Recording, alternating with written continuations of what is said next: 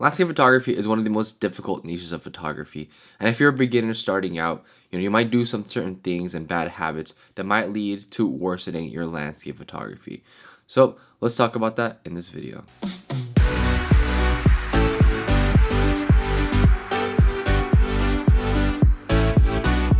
What's up guys, it's Project Photography by another video, and today, so a lot of landscape photographers when they start out, they have a few bad habits.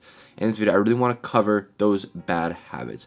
Now, there's obviously more than just 4 of these bad habits, but to me, these are probably the most pressing ones that I see with new photographers, and even more experienced photographers that I've seen.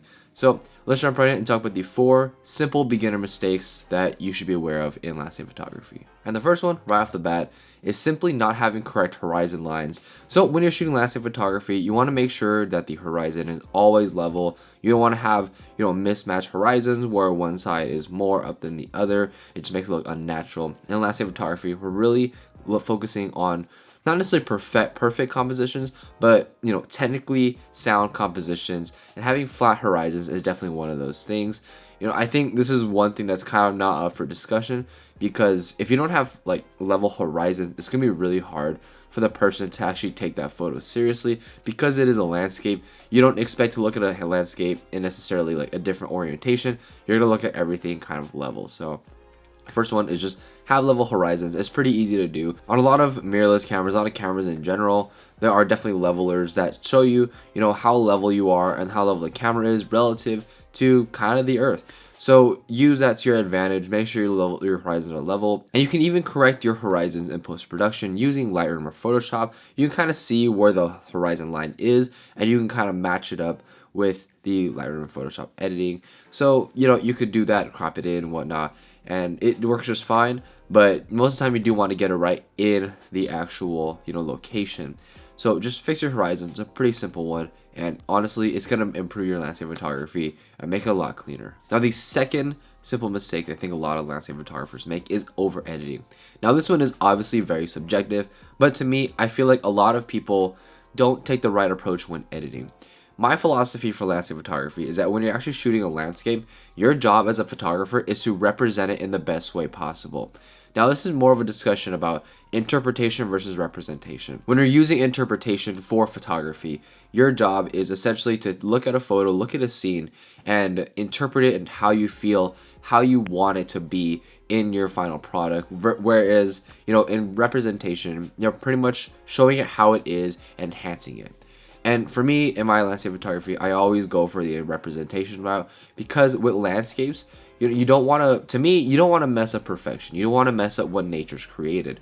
And I'm going for that look of enhancing the actual photo, showing you what it's like to be there in the moment, not necessarily showing you what I feel like and how I interpret the photo and how I interpret the scene. I just want to show you what it's like to be there and put you in my footsteps when you're actually looking at the photo. And now, over editing is obviously, like I said, very subjective, but to me, don't oversaturate the photo. Don't make it so that the colors look like they wouldn't actually be there. Make it look like so that the colors that are there and you introduce look very natural and very plausible when you're actually looking at the photo. Make sure that you don't use too much contrast, too little contrast. Have a nice even balance of your actual photos. So I think over editing is actually a big problem. I think a lot of even experienced photographers interpret the landscape the wrong way. They're not representing it in the best way possible. They're kind of just taking it and running with it and showing people like kind of their own feelings towards the landscape. But to me, you just want to show it in the best way possible and people in your footsteps as if they were there. Now, the third simplest mistake that I think a lot of landscape photographers make is not shooting at good times of day. For me, the best times to shoot is definitely sunrise, sunset, at blue hour through golden hour. I think these are the best times of day to shoot. This is always when I shoot. Now, I'm not saying that you can't get great photos at midday. I definitely have. But to me, you will always get the best lighting at sunrise, sunset. And if you're in a situation where you can actually control the time of day you're going to be shooting, let's say you're going on a trip or something, you want to make sure to shoot at those times of day. We're going to get softer light, we're going to get better colors, we're going to get better movement in the clouds, and so on. There's a lot of different benefits that come with actually shooting midday. I actually created a video about mastering lighting in landscape photography, so if you want to go ahead and check it out, feel free to do just that. We dive more into this topic, but shoot at the right times of day.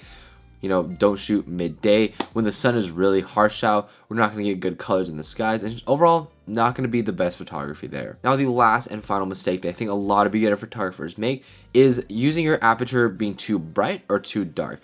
Now, when I say this, you know, I shoot pretty much almost everything for landscape photography with the exception of astro photography, of course, at pretty much f8, f11. That's probably the sweet spot right there to shoot your landscape photography. And here's why. When you're shooting at very bright apertures, you know, we're not going to be able to bring our shutter speed down as much. We're going to use more darker ND filters. That's going to lead to more vignetting, more color cast, just a whole slew of things that is just not positive for landscape photography. And plus, when you're shooting wide open, the corners are definitely not going to be as sharp as in the middle. And when we're shooting landscape photography, we kind of want everything in focus.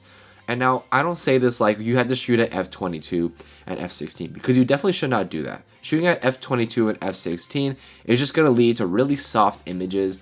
It's just going to be really unappealing, and even though it is going to be darker to shoot lower shutter speeds, it's just not going to be a clean image overall. Shooting at f8, f11 is that perfect sweet spot to not only get everything in focus, but make sure that corner to corner is really sharp, and that we can be able to, you know, have enough depth of field to the point where we're not, you know, leading into areas of diffraction, right? So we want to make sure to shoot at f8, f11. The only times you should really be shooting wide open is probably astrophotography, because you want to be letting as much light in as possible, and that's just how astrophotography works. And a lot of questions I get is like, what if I want to have foreground elements in focus when you need to shoot at f22, f16?